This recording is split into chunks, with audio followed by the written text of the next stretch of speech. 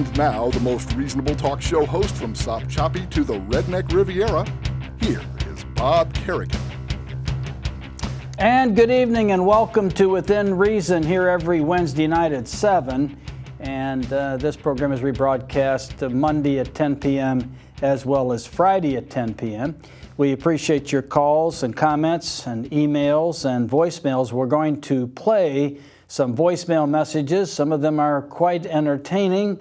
You need to get control of yourself. I'm watching this TV program of yours, and you need to see a psychiatrist.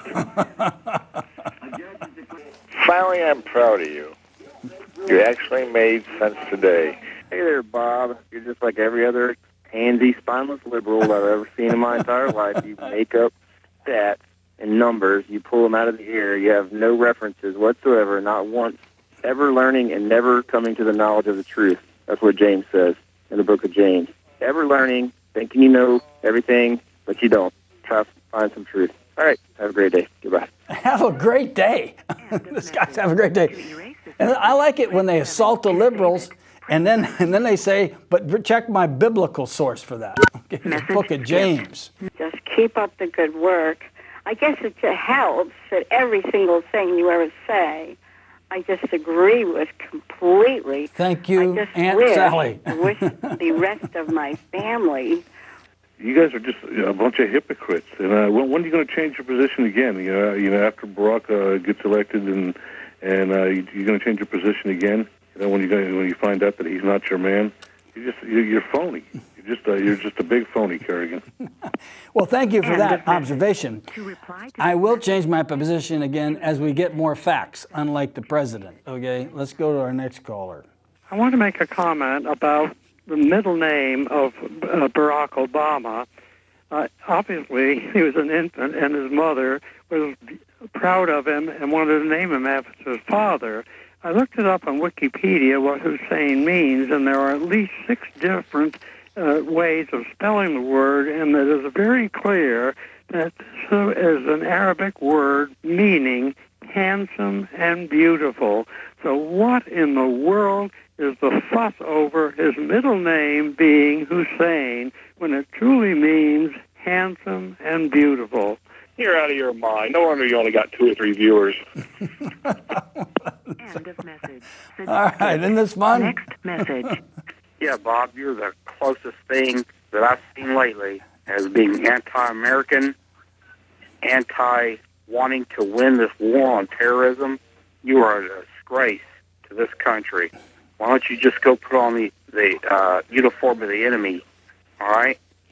Yeah, hopefully maybe one of our guys will get you. Bye-bye. Would you please describe the uniform of the enemy? No one knows exactly what it looks like. Okay, they have a turban, I guess. What city is that? It's not Pensacola. If it's not, get it off the damn screen. Just out of curiosity. Thank you. The caller doesn't like anything that's not Pensacola. This is our nation's capital. But at that time, of course, it was New York City skyline, I think, that we used to have on here. All right. Well, we have more, but really I'm worn out. All right. So we'll come back to some more calls later, maybe.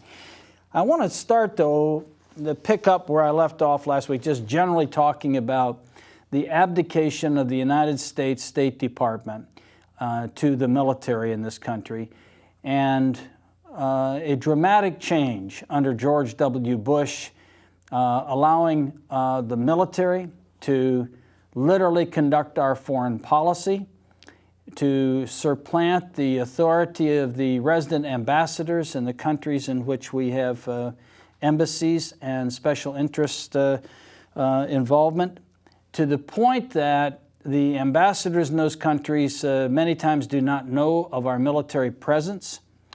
The law has been changed, a particular section of the law has been changed to provide a sort of a dual track foreign policy between the United States military and the State Department. But tragically, under Condoleezza Rice, the State Department has said, we'll let the military do it. And this is really very harmful to our country. It is something that if the average citizen truly understood, they would be outraged at it.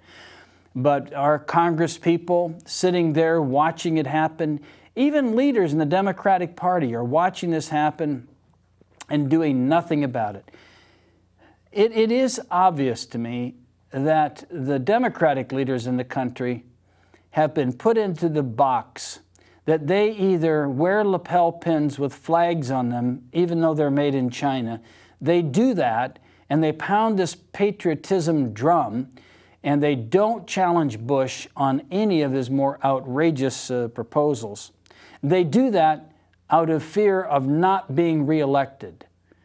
And the fact is, we probably are running a tragic parallel to the fall of the Roman Empire. We have special interests corrupting everything in the Congress of the United States. Corruption was paramount in the end of the Roman Empire. We have a collapsing middle class, typical of the collapse of the Roman Empire, or simultaneous with the collapse of the Roman Empire, an extended paid military, all signs of trouble, enormous taxation, open corruption, buying votes. All of those things were paralleled in the collapse of the Roman Empire. We say, well, we don't pay any attention to that. You know, it happened too long ago, and it really isn't relevant. Now we have just massive corruption in our government. We have a government that is non-functional, that taxes to the point of suppressing entrepreneurs and working people, and virtually everybody but the very, very, very wealthy in the country. We need to have a dramatic curtailment of the United States military spending. It's just outrageous. You know, everybody knows the story about the $500 toilet seat. Spending is out of control in the United States military, out of control. One foolish, ill-conceived project or weapon system after another, demanding billions and billions of wasted taxpayer dollars. There's no end in sight. We just simply have to stop it. And to allow that military to now be in charge of our foreign policy means that the United States military is out of control in this country. And whether we respect our troops and love our uniformed people, all of that's fine, and in many cases it's appropriate. But to allow this unlimited spending of the United States military just in the name of needing to defend freedom is not good for this country. It's not good for freedom either. To this day, in the budget every year is $10 billion for Star Wars, for the strategic Star Wars defense system, and known by a number of other names. It's all Star Wars. It came from Ronald Reagan's delusion that you could shoot things out of the sky with laser-guided weapons. It's been a miserable failure, and everybody who's looked at it from the beginning of time says it can't be done, it'll never work. It cannot work. Major problem is the number of incoming missiles could be so great that only one of them could be armed with a nuclear warhead. And so you shoot down half of the missiles and you miss the one that's going to cause the damage.